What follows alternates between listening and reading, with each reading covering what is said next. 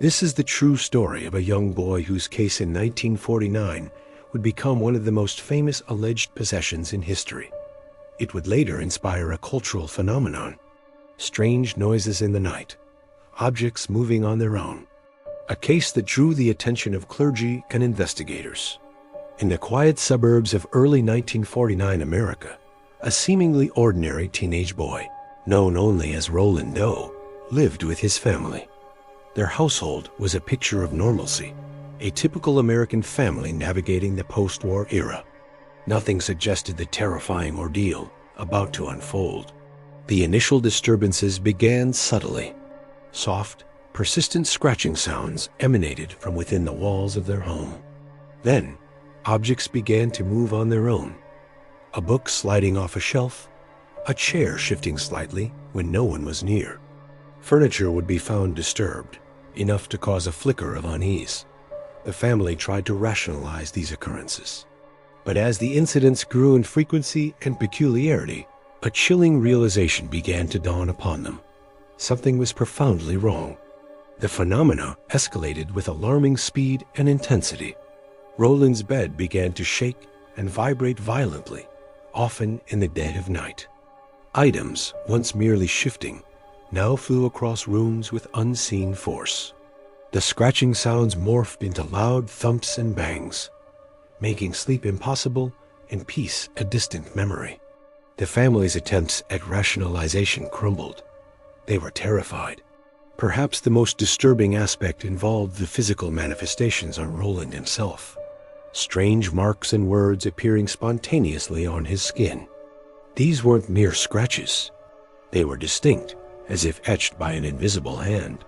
Roland's demeanor would drastically change, his body contorting in unnatural ways, and his voice would alter, deepening into a guttural, menacing tone.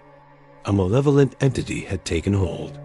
Desperate, the family sought help from every conceivable avenue. They consulted medical doctors, hoping for a physiological explanation. But Roland was found to be physically healthy. Psychological evaluations followed, but no clear diagnosis could be identified. With science and medicine offering no answers, the family, driven by their Catholic faith, turned to the church. This plea for help eventually reached the Catholic Church, leading to the involvement of several priests. Among them was Father William S. Bowdern, a Jesuit priest who would become a central figure in the unfolding drama. The church began to assess the situation, conducting interviews, observing Roland, and meticulously documenting the strange occurrences. Attempting to discern if the case truly warranted the extreme measure of an exorcism, the gravity of their involvement underscored Roland's condition. After careful consideration, a series of exorcism sessions were initiated. These were not quick, isolated events, but a prolonged and arduous process. Witness accounts are chilling, describing Roland's violent physical resistance, his body thrashing and contorting, often requiring multiple men to restrain him. The emotional intensity within the room was palpable, a battleground of spiritual and psychological forces. Unusual movements, guttural sounds, and alleged displays of superhuman strength were reported, solidifying the belief they were confronting a malevolent entity. Each session was an exhausting ordeal, pushing the limits of endurance for both Roland and the priests involved.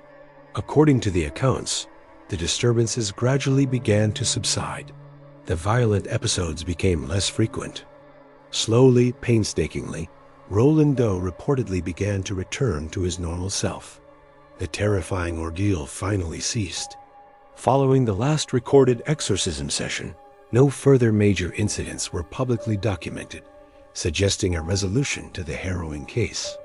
The family and Roland were finally able to resume a semblance of normal life, forever marked by the inexplicable events they had endured. The details of the Roland Doe case were meticulously recorded by the involved clergy, particularly Father Bowdern, in diaries and reports. These documents, though not always publicly accessible, later served as primary sources for authors and researchers.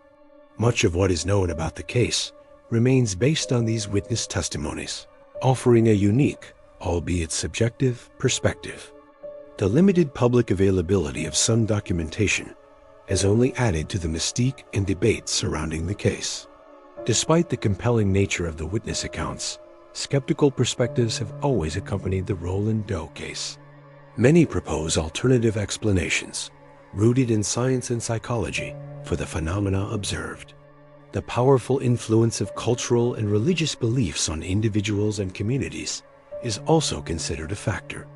To this day, no scientific consensus confirms the reality of demonic possession, leaving the case open to ongoing debate and interpretation. Regardless of one's belief, the Roland Doe case undeniably left an indelible mark on popular culture. Its chilling narrative served as the primary inspiration for William Peter Blatty's groundbreaking 1971 novel, The Exorcist. 2 years later, the novel was adapted into a highly influential film, which became a cultural phenomenon and redefined the horror genre.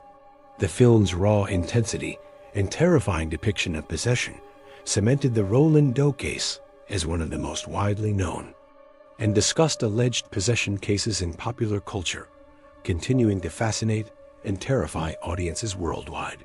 A series of events witnessed by many, a case recorded but never fully explained, and a story that continues to be debated decades later. Was it a misunderstood condition?